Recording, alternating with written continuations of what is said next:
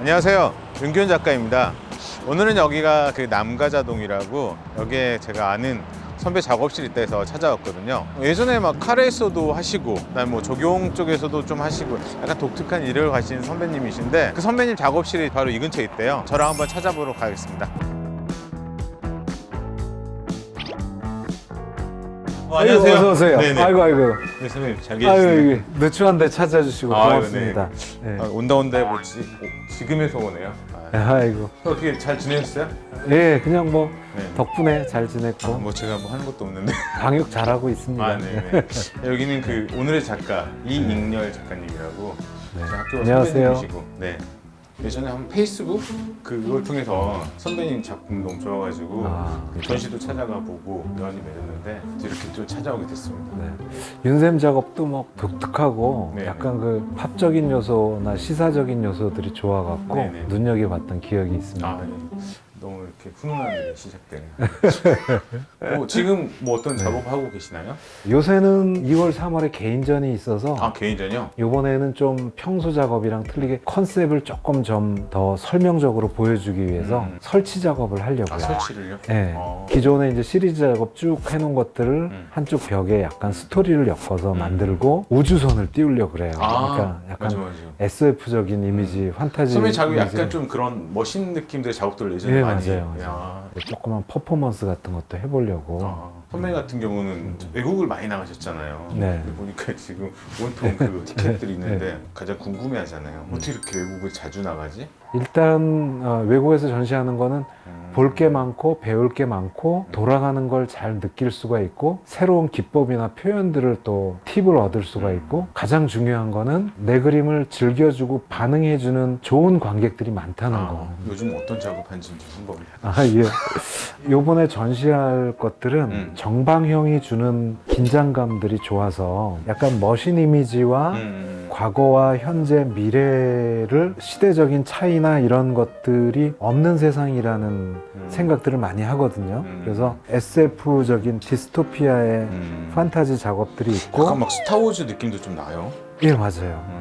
스타워즈라는 그 거대 그 세계관이 그동안의 어떤 영상이나 이미지에 대한 모든 개념들을 바꿔놓은 영화였었거든요. 그런 게 이제 수많은 키덜트들이 그렇죠. 아직도 어린 시절 꿈을 간직하고 있는 키덜트들이 구매하고 소비하고 동경하고 이런 것들이 우리 세대에 분명히 있다는 거죠. 그러니까 사실은 이런 소재들이 조금 위험한 게 그러니까 애니메이션으로 가버릴 수도 있고 일러스트로 가버릴 수도 있는데 그거를 보완하기 위해서 이제 시리즈로 만들면서 약간 회화적인 느낌의 판타지, 애니메이션 이런 개념으로 집어넣는 거죠. 그렇죠. 그래서 약간 이런 어떻게 보면 좀 가벼운 소재, 영화나 SF에서 나온 소재들이 약간 뉴욕 맨하탄 전경이고 센트럴파크가 중심에 있는데 며칠 동안 폭설이 내리면서 눈 온 풍경을 그려보자. 그러니까 맨하탄이라는 도시가 갖고 있는 형태적인 도시로서의 상징성도 있고 어쨌건 간에 세계의 수도라고 불리울 정도로 그러니까 모든 시스템들이 집약돼 그런 어떤 상징적인 이미지로서의 어떤 인간의 시스템을 저는 이 도시 풍경에서 얘기하고 싶거든요. 뭐 풍경으로 봐도 좋고 인간의 어떤 시스템을 보여주려고 하는구나 이렇게 봐줘도 좋고. 스타워즈 말씀하셔서 그런지 뉴욕이 약간 우주선 같은. 그니까요. 그쵸. 군함도도 그렇고 네, 맞아. 약간 거대한 그 항공모함, 그러니까. 어떤 우주 순양함 이런 느낌도 그러니까 있고 선배님 그림들 보면은 이렇게 뉴욕을 그렸지만 완벽하게 똑같이 그리지는 않거든요. 이게 형태가 네. 제멋대로예요 사실은. 그러니까 여기가 뭐 미드타운 엠파이어 스테이트 음. 빌딩이 있고 그런 데인데 사실은 그리지 않거든요. 이게 부분적으로 보면은 거의 추상에 가깝게 이렇게 그치. 터치들을 더해 나가는 과정인데 이거는 우리가 얼마 전에 왔던 김태우 선생님 느낌이 좀. 예, 저도 그리면서 이거 김태호 선생님 그림이랑 조금 뭔가 비슷한데 막 그러니까 이걸 클로즈업 한 게 이거라고 보시면 그렇죠, 되거든요. 그렇죠. 사실은 이제 제가 궁극적으로 좀 어떤 시각적인 복잡성이라든지 어떤 꽉 채워진 그 치밀한 복잡성에 대한 그 시각적인 재미를 많이 느끼고 있는데 추상으로 가버리면은 재미없어 하는 사람들이 또 많은 거예요. 그러니까 사실은 작업을 해나가면서 구상을 했다가 추상을 했다가 끊임없이 내 안에서도 밀당을 하고 있고 지켜보는 관객들과도 끊임없이 나는 밀당을 한다고 생각을 하거든요. 그래서 이런 경우는 이제 사실은 약간 좀 동떨어진 것 같지만 이게 어떤 탑뷰잖아요. 그렇죠. 탑뷰에서 이제 칼라 위주의 어떤 재미를 준 건데 탑뷰의 개념은 설계도의 개념이거든요. 탑뷰를 그리면서 가장 먼저 어떤 모든 체계 시스템의 가장 원초적인 프로토타입을 그린다고 생각을 하거든요. 그래서 훨씬 나인들이 더 이제 좀 더 그쵸, 올라지게. 선배님 이렇게 자동차도 많이 했잖아요. 예, 예. 원래 뭐 사실 카레이서도 많이 하셨고 예, 예, 예.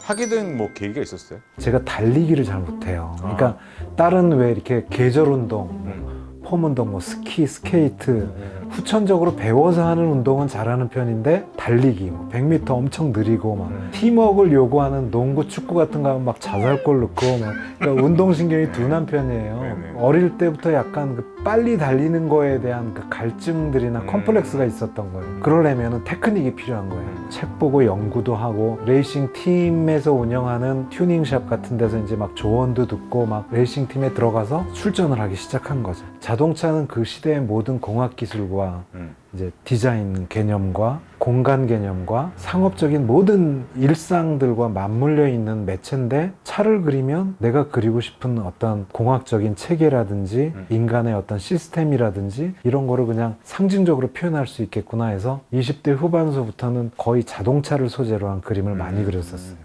계속 어떻게 보면 그 시스템적인 부분들을 상당히 많이 관심을 갖고 네, 계셨네요. 그렇죠. 계속 어릴 때부터. 네, 일반들은 그냥 너무 스피드, 멋있는 거, 질주 본능을 얘기하고 싶구나로만 판단해 주는 것 같아서 어떤 도시의 시스템이라든지 도시의 메커니즘, 그 안에서 어떤 인간의 소외에 대한 이야기, 그 다음에 저쪽에 있는 그림을 그렇군요. 잠깐 보면은 네네.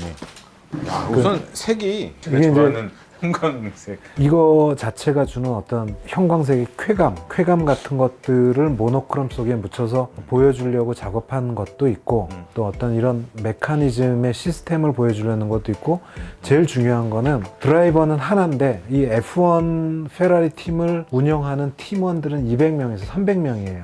그리고 여기에 있는 이런 그 미케닉들, 엔진을 다루고 뭐 이런 메인테넌스를 해주는 이런 사람들이 다 석학들이에요. 공학기술에서 완전히 엔지니어로서 첨단에 있는 사람들. 근데 아까 그 단체 운동 별로 잘 네, 못하시고 네, 네. 어떻게 근데 팀이잖아요, 여기는. 거긴 또 들어가시게 됐어요. 그러니까 이제 그런 게 어떤 시스템이라는 거에 대한 컴플렉스이기도 한 거죠. 그러니까 사람들과 뒤섞여서 뭔가 이렇게 막 부대끼고 막 서로를 배려해야 되는 것들이 사실은 우리 작가 같은 에고이스트들한테 굉장히 힘든 작업이라는 거죠. 뭔가 이렇게 팀워크를 맞추고 그래서 그런 것들에 대한 컴플렉스들도 내 작업에 분명히 작용을 했을 거고 어떤 한 명의 드라이버를 위해서 어떤 희생 내지는 봉사되어야 되는 전체 팀워크를 통해서 개인은 개인이 아니라는 사회적인 개념들을 늘 생각하게 되는 거죠. 인간이 어떤 시스템에 적응해 나가는 어떤 세상 모든 일들이 어떤 후천적인 컴플렉스나 트레이닝에 의해서 만들어지는 폭들이 나는 정말 크다고 믿거든요. 그래서 이제 그런 생각을 조금 넓혀가고 키워가다 보니까 예를 든다면 이제 뭐 도시와 자연의 이야기 같은 것들이 부분적으로 들어가기도 하고 여기 있는 것들이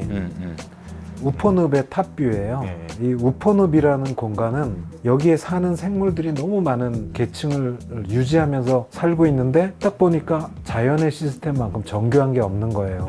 기계적인 머신의 이미지들은 사실은 결국은 자연의 이미지가 되기도 하고 그 안에서의 시스템들은 모두 다 이렇게 어떤 공통된다는 어떻게 얘기를 보면 하고 싶어요. 진짜 자연의 일부분이죠. 다 모든 게. 그렇죠, 그렇죠. 그러니까 도시도 사실은 그렇죠. 자연의 일부고 사람이 자연의 일부니까. 그렇죠. 선배님 얘기 듣고 또 이제 그림을 보니까 네.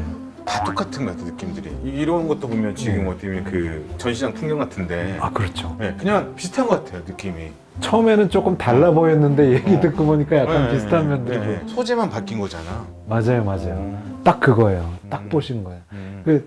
이것도 보면은 이게 아트바젤의 중심에 있는 중앙 정원이에요. 그 시스템 안에서 전 세계의 어떤 문화의 조달과 공급 구조들을 시스템으로 만들어 왔다는 그 사실 자체가 되게 감동적인 거예요. 그렇지, 그 감동이 결국 선배님 작업으로도.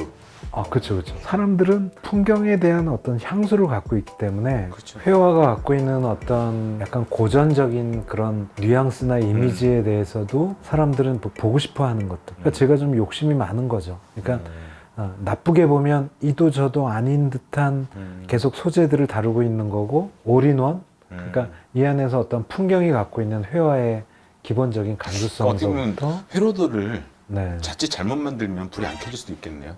아 그렇죠. 네, 그러니까 그걸 잘 조합을 해서 잘 만들면 정말 딱 켜지는 거고. 근데 되게 전곡을 찌르는 말씀을 해주셨어요. 불이 안 들어올 수도 있겠네요. 이 말이 난 지금 누구한테 들은 조언보다 우리 또 직속 우리 대학교 후배이시기도 한데 전곡을 찌르는 말이에요. 불이 안 들어올 수도 있다는 말. 갑자기 끄고 누가 아니요, 그건 직관에 의한 네. 팁이나 이 조언들은 이건 선후배가 없는 거예요. 그러니까 많이 했다고 잘하지도 않고 딱 느낌을 전해줄 수 있는 그 말이 전곡을 찌르는데. 그리고 어쨌든 사실 작년 같은 경우는 이제 코로나 때문에 네. 외국을 거의 못 나가셨잖아요. 예, 거의 이제 한 달에 한 번씩 외국 전시를 위해서 나갔었는데 여기 묶여 있고 전시가 취소되고 연기되고 이러면서 내 작업들을 보여주지 못하는 게 좀 처음에는 답답하게 여겨졌었는데 이런 기회에 그때그때마다의 어떤 전시에 쫓기지 않고 좀 내가 했던 작업들을 쭉 돌아보면서 앞으로의 계획들을 정리하자 이렇게 생각하니까 그 1년이란 시간이 굉장히 편안하게 간 것 같아요. 또 이 시간을 잘 견뎌내고 잘 이렇게 활용할 수 있는 작가들이 더 좋은 작업을 할 수 있을 것 같고. 그렇죠. 어떻게 보면 이런 시기에 좀 자기 어떤 시스템을 다시 재정립하고. 예, 네. 맞습니다. 너무 말씀 고마웠고요. 예, 또 종종 뵙도록 네, 하겠습니다. 좋은 질문과 조언 고맙습니다. 네. 감사했어요. 네, 고맙습니다. 네.